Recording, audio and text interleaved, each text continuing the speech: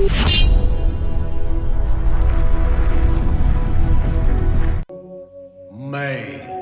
ओंकार सृष्टि के आरंभ से समूचे ब्रह्मांड और प्राणी मात्र के हृदय में एक सात्विक और दिव्य धार हूं। मैं ओंकार हूं। जहां सागर ने बालक जलंधर को संभाला, किंतु उसके अशिष्ट व्यवहार से भयभीत होकर ब्रह्मा को पुकारा। ब्रह्मा ने उदंड बालक को शुक्राचार्य के दायित्व में सौंप दिया। इंद्र मान लेते हैं कि गुरु ही श्रेष्ठ है। गुरु शुक्राचार्य जलंधर को शस्त्र की शिक्षा देते हैं। ये देखकर नारद देवलोक में आने वाले संकट की सूचना देते हैं। शुक्राचार्य वन में वनवासियों की सहायता से जलंधर की परीक्षा लेते हैं, जिसमें वो सफल होता है। दूसरी ओर कैलाश पर माता पार्वती और शिवगण समाधि में लीन भगवान शिव की पूजा अर्चना कर रहे हैं। वृंदा, वृंदा, अब तुम बची नहीं रही, समझदार हो गई हो। तुम्हारी ये भक्ति लीला और शिव भक्ति राक्षस कुल के लिए शोभनीय नहीं है। हम राक्षस हैं, हमारा भक्ति और शिव से कोई संबंध नहीं। प्रणाम पिताजी। कुल परंपरा के विरुद्ध अशिष्ट आचरण करके यदि तुम शिष्टाचार का ढोंग करोगी तो वो मुझे स्वीकार नहीं होगा। पिताजी, मैंने आपको प्रणाम किया, आपने इसे ढोंग कह दिया। मैं भगवान शिव की भक्ति करती हूँ, उसे आप कुल परंपरा के विरुद्ध मेरा अशिष्ट आचरण कहते हैं। क्यों क्यों कहते हैं आप ऐसा पिताजी? अंधकार से हटकर उजाले की ओर जाना क्या अशिष्टता है? परम शक्ति की सत्ता को स्वीकार करना क्या कुल परंपरा के विरुद्ध है? भगवान शिव की चरण में जाकर अपना दुर्बल मन निर्बल बनाना क्या अनुचित है पिताजी? वृंदा, मत भूल कि तू अपने पिता के सामने खड़ी है, और ये भी मत भूल कि मैं कोई निरा बालक नहीं और तू कोई ऋषि मुनि महात्मा नहीं जो मुझे ज्ञान के घूंट पिलाने लगे। मैंने तो जो सत्य है वही कहा है पिताजी। अर्थात मैंने जो कहा वो असत्य है। हमारे राक्षस कुल में भक्ति पूजा नहीं होती। क्या मैंने ये असत्य कहा? मन की दुर्बलता और निर्बलता से हमारा कोई संबंध नहीं, ये क्या मैंने असत्य कहा? हम उजाले के नहीं अंधकार के मानने वाले हैं, ये भी क्या असत्य है? सत्य तो है, किंतु अत्यंत कटु, अनुचित, अप्रिय, कष्टकारी और पीड़ाकारी सत्य है। मानव विरोधी है। ऐसे अशुभ और अमंगलकारी सत्य के पाश से मुक्त होने में ही कल्याण है पिताजी। वृंदा, तो तू मुझे अब गुरु ज्ञान देगी। मेरी पुत्री मुझे मंगल अमंगल का पाठ पढ़ाएगी। अब तेरे कहने से हम अपनी परंपराएं छोड़ देंगे। देव और दानों के सारे मतभेद भुलाकर वो करें जो तू करती है। भेद तो आरंभ से है और अंत तक रहेगा। इस भेद को भेदा नहीं जा सकता पिताजी। कौन भेदेगा? हमारा जन्म ही तो दानव कुल में हुआ है। हम मानव जैसे विचार और आचरण कैसे कर सकते हैं? कर तो सकते हैं यदि सत्यता पूर्वक इस सत्य को मान ले कि देव, दानव, मानव सभी का जन्म परम शक्ति सदाशिव की कृपा से ही हुआ है। किंतु पिताजी, सत्य मन बुद्धि के कक्ष में तभी प्रवेश करता है जब असत्य वहां से बाहर निकल आए। देख रहा हूँ कि तुम्हारी उद्दंडता बढ़ती चली जा रही है। शिव भक्ति के फेर में पड़कर अब तो तुम्हें अपने पिता का अपमान करने में भी संकोच नहीं होता। नहीं पिताजी नहीं, आप मेरे पूज्य हैं। आपका अपमान करने का विचार तो मेरी कल्पना का स्पर्श भी नहीं कर सकता। मैं तो केवल ये कह रही थी कि प्राण चाहे जिस रूप के शरीर में हो, वो परम तत्व ओम का ही अंश होता है। देव, दानव, मानव के भीतर जो स्पंदन होता है वो भगवान शिव। बस वृंदा, बस बहुत हुआ। बहुत कह लिया तुमने और बहुत सुन लिया हमने। तुम शिव भक्ति द्वारा यहाँ के पूरे वातावरण को दूषित करके राक्षसों को मानवीय गुण और भक्ति का राग सुनाकर उन्हें कायर बनाने का प्रयत्न कर रही हो। ऐसा हम कदापि नहीं होने देंगे। आपने अपना निर्णय सुना दिया ना पिताजी। अब मेरा निर्णय भी सुन लें। आप मेरे पिता हैं केवल इस जन्म के। क्या? हाँ, यही सत्य है। आपके भवन में मेरा जन्म हुआ है। इतना ही आपका मेरा परिचय है पिता पुत्री के नाते। इस जन्म में केवल मेरा शरीर ही आपको पुत्री के रूप में प्राप्त हुआ है, किंतु भगवान शिव तो मेरी बुद्धि और आत्मा के पिता न जाने कब से हैं और अनंत काल तक रहेंगे। इसलिए मेरा निर्णय है कि उन भगवान शिव के प्रति प्रतिबद्ध रहकर सदा ओम नमः शिवाय का जाप करती रहूंगी। हमारी अवज्ञा करने का परिणाम जानती हो तुम? हम तुम्हारे प्राण हर लेंगे। नहीं, प्राण हरना आपके वश में नहीं है और प्राणों पर आपका अधिकार है भी नहीं। वो तो भगवान शिव की संपत्ति है। आप तो केवल शरीर हर सकते हैं, किंतु उसको समाप्त करना भी शिव इच्छा के बिना संभव नहीं हो सकेगा। और वे ऐसी अप्रिय इच्छा अपने भक्तों के लिए कभी नहीं करते, कभी नहीं। शिव इच्छा, शिव इच्छा। अरे तू तो मेरी पुत्री है, पुत्री, और मैं तेरा पिता हूँ, पिता। एक पिता होकर मैं अपनी पुत्री के प्राण कैसे हर सकता हूँ, कैसे हर सकता हूँ? मैं नहीं हर सकता, नहीं हर सकता। किंतु दैत्य गुरु शुक्राचार्य से मिलकर मैं तुझे कठोर से कठोर दंड दिलवाऊंगा और तुझे शुक्राचार्य की आज्ञा का पालन करना ही पड़ेगा। ओम देवादिदेव देवेश सर्व प्राणाभृतांवर प्राणिनामपि नाभिस्त्वं मृत्युंजय नमोस्तुते। ओम देवादिदेव देवेश सर्व प्राणाभृतांवर प्राणिनामपि नाभिस्त्वं मृत्युंजय नमोस्तुते। ओम देवादिदेव देवेश सर्व प्राणिनामपि नाभिस्त्वं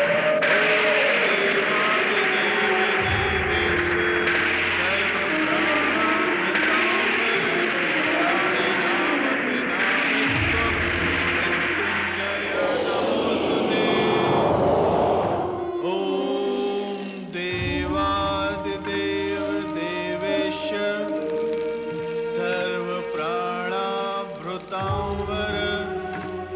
प्राणिनामपि नाभिस्त्वं मृत्युंजय नमोस्तुते।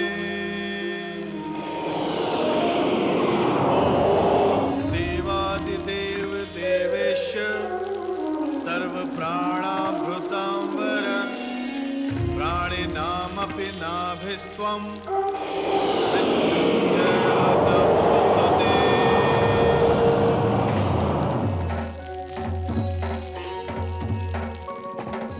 दैत्य गुरु शुक्राचार्य, शुक्राचार्य, तुम्हारी आराधना हमें तुम तक ले आई है। कहो, किस इच्छा से तपस्यारत हो? हमसे क्या चाहिए तुम्हें? भगवान, आपके दर्शन की इच्छा तो पूर्ण हुई। अब एक इच्छा शेष है। इच्छित वरदान मांग लो शुक्राचार्य। भगवान, मैंने जिस मृत्युंजय मंत्र की साधना की है वो सिद्ध हो, ऐसा मुझे प्रभात दे।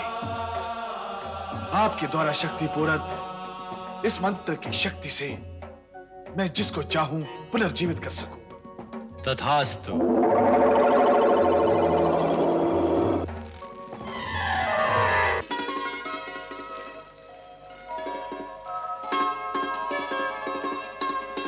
मुझे मृत्युंजय सिद्धि प्राप्त हुई है। अब मैं दैत्यराज जलंधर को अवश्य ही विश्व विजय प्राप्त करवा सकूंगा। अब ब्रह्मांड की कोई शक्ति मुझे त्रिलोक में असुरों का साम्राज्य स्थापित करने से नहीं रोक सकती, नहीं रोक सकती। दैत्य गुरु शुक्राचार्य को प्रणाम। ये मेरी पुत्री वृंदा। गुरुर्ब्रह्मा गुरुर्विष्णु गुरुर्देवो महेश्वरा गुरुर्साक्षात् परब्रह्म तस्मै श्री गुरुवे नमः। आयुष्मान भव। दैत्य गुरु, देखा ना, आपको प्रणाम करने में भी ये देवताओं का नाम लेना नहीं भूलती। एक राक्षस कन्या होकर राक्षस धर्म से ही विद्रोह कर रही है। मेरी आज्ञा का विरोध कर ये शिव भक्ति में लीन रहती है। आप इसे राक्षस धर्म समझाएं और आज्ञा दें कि ये शिव भक्ति को त्याग दे, और फिर भी न माने तो आप इसे कठोर से कठोर दंड अवश्य दें। काल ने अनावश्यक क्रोध बुद्धि को शून्य बना देता है, चाहे वो देव हो, दानव हो या मानव। इतना सदा स्मरण रखना कि किसी भी सिद्धि को प्राप्त करने के लिए देव कृपा की आवश्यकता होती है, और वो त्रिदेव हैं ब्रह्मा, विष्णु और महेश। तुम ये कैसे भूल गए कि दैत्य गुरु होने पर भी हम शिव आराधक हैं। भगवान शिव की आराधना करके उनकी कृपा प्राप्त कर हमने मृत्युंजय मंत्र की सिद्धि की है। उस मंत्र से हम किसी भी मृत प्राणी को जीवित कर सकते हैं। ऐसे महान महादेव की भक्ति से वृंदा को रोककर तुम घोर अपराध कर रहे हो कालनेमी। हम तुम्हारा ये शिवद्रोह कभी क्षमा नहीं करेंगे। ऐसा अज्ञानवश हो गए दैत्य गुरु, मुझे क्षमा करें। हम तो क्षमादान कर ही देंगे कालनेमी, किंतु अब शीघ्र ही तुम्हें कन्यादान करना होगा। अब हम अधिक समय तक वृंदा को तुम्हारे साथ नहीं रहने देंगे। हमने निश्चय कर लिया है कि अब शीघ्र ही इसका विवाह शिवांशी असुरराज जलंधर से कर देंगे, ताकि इसको तुम्हारी कटुवाणी, व्यंगवाद व प्रहार न सहने पड़े। नहीं दैत्य गुरु, नहीं, अब ऐसा नहीं होगा। आपने तो हमें शुभ समाचार सुनाया है। मेरी पुत्री के लिए योग्य वर का चुनाव करके आपने हम दोनों पर उपकार किया है। आपने मुझे चिंता मुक्त कर दिया। अब हम इस विवाह का प्रस्ताव लेकर जलंधर के पास जाएंगे। पिताजी, देखा आपने, शिव इच्छा से शिव आराधक ने मेरी रक्षा कैसे की। उनकी कृपा, उनकी माया और उनकी लीला अनंत है। ओम नमः शिवाय। ओम नमः शिवाय। शिव इच्छा से शिव आराधक दैत्य गुरु शुक्राचार्य काल नेमी की पुत्री वृंदा के विवाह का प्रस्ताव लेकर महाबली जलंधर से भेंट करने हेतु प्रस्थान कर गए, किंतु जलंधर के कारण वैकुंठ लोक में माता लक्ष्मी अत्यंत चिंताग्रस्त हैं। क्या बात है देवी? जगत में समृद्धि की देवी जानी मानी जाती हो, फिर भी तुम्हारा मुख चिंताग्रस्त क्यों है? कोई विशेष कारण नहीं है स्वामी। विशेष ना सही, साधारण कारण क्या है? तुम्हें तो ज्ञात है कि संसार में किसी के भी मन का रहस्य हमसे छुपा नहीं है। यदि ऐसा है तो प्रश्न करने की आवश्यकता ही क्या है? बिना प्रश्न किए ही मन का रहस्य जान लीजिए, और आप हमें भी बताइए कि आपने क्या जाना है। देवी, तुम्हारी चिंता का कारण यह है कि अचानक एक शक्तिशाली असुर पुनः उत्पन्न हो गया है। वो तीनों लोकों में उपद्रव उत्पन्न अवश्य करेगा तथा समृद्धिवान प्राणीजनों को कष्ट देगा, धर्मात्माओं के लिए भी संकट उत्पन्न करेगा और देवताओं को भी पीड़ित करेगा। अर्थात सृष्टि की संतुलित व्यवस्था में बाधक बनकर वे उसे असंतुलित करेगा। स्वामी, आपने मेरी मन की आशंका को जान लिया है। मैं भी विचार करती थी कि भगवान शिव को ऐसा भयानक असुर इस जगत में प्रकट करने की क्या आवश्यकता थी? देवी, जिस आवश्यकता को तुम नहीं समझ सकी हो, उसे भगवान शिव ने समझकर ही प्रकट किया होगा। अर्थात अनेक बार की घटनाओं से यह स्पष्ट है कि भगवान शिव लीला आरंभ में विचित्र, अनावश्यक और भयावह प्रतीत होती है, किंतु उसके गर्भ में सदा ही धर्म रक्षा, प्राणी मात्र का कल्याण और सर्वहित ही निहित होता है। इसलिए व्यर्थ की चिंता का त्याग करो और अपने मन को प्रफुल्लता की दिशा की ओर ले चलो। नारायण नारायण, श्री हरि विष्णु और माता लक्ष्मी नारद का प्रणाम स्वीकार करें। आओ नारद। श्री हरि, मैं आज आपको आज तुम जलंधर के विषय में समाचार लाए हो। नारायण नारायण, जिसका ध्यान आपको है वो समाचार कहाँ रह जाता है श्री हरि। समाचार लाना ये सत्य नहीं, समाचार के बहाने वैकुंठ आकर आप दोनों के दर्शन करना, यही मेरा स्वार्थ है। विषय की दिशा को बदलना भी तुम्हारी लीला का ही एक अंग है नारद। माता, ऐसा कदापि नहीं है। क्यों नहीं? तुम यहाँ अवश्य एक विशेष समाचार लेकर आए हो और वैकुंठ आने के बहाने की ओट में बहाना बनाकर मूल विषय से हट रहे हो। माता, श्रीहरि सबके मन का सत्य जानते हैं। जब वे आपके मन की बात जान सकते हैं, तो भला मैं बहाना बनाकर कोई बात मन में कैसे और कहां रख सकता हूँ? नारायण नारायण। नारद, ये सत्य है कि श्री हरि सब कुछ जानते हैं, किंतु ये भी सत्य है कि हर बात उनसे पूछी नहीं जा सकती। इसलिए वो बात जिसे मन में यहाँ सुनाने का विचार लेकर तुम आए हो, सुनाओ। नारायण नारायण, आपके इस हट और आग्रह के वशीभूत होकर मैं अपने मन की बात सुना तो दूंगा माता, किंतु भय है मुझे आपके कोप का भाजन बनना होगा। क्यों?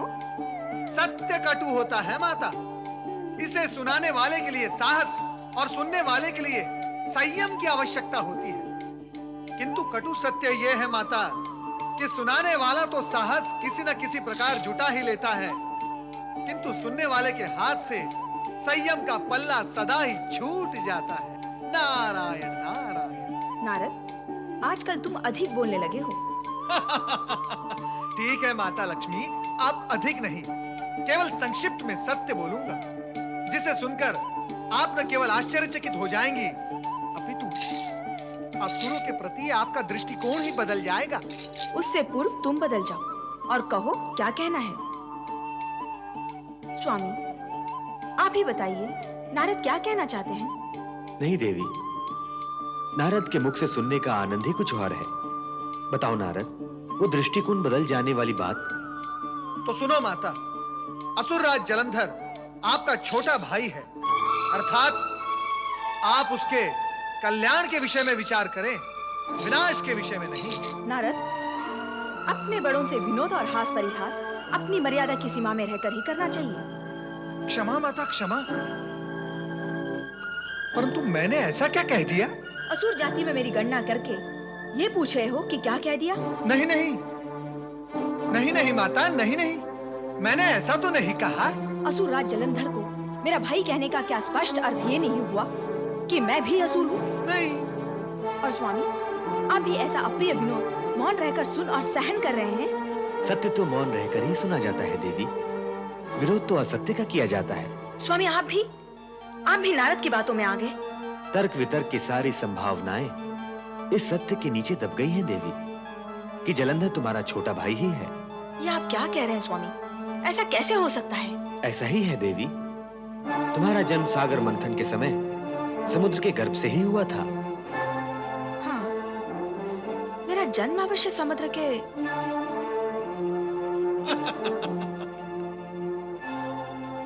जलंधर का जन्म भी समुद्र से ही हुआ है, अर्थात समुद्र ही तुम दोनों के पिता हैं। अब आप ही बताएं माता लक्ष्मी कि आप जलंधर की बहन हैं अथवा नहीं। नारायण नारायण, जिसे आप मेरा अप्रिय विनोद समझ रही थी माता, वही अटूट सत्य निकला। इस सत्य को स्वीकारने में तुम्हें कोई आपत्ति नहीं होनी चाहिए देवी।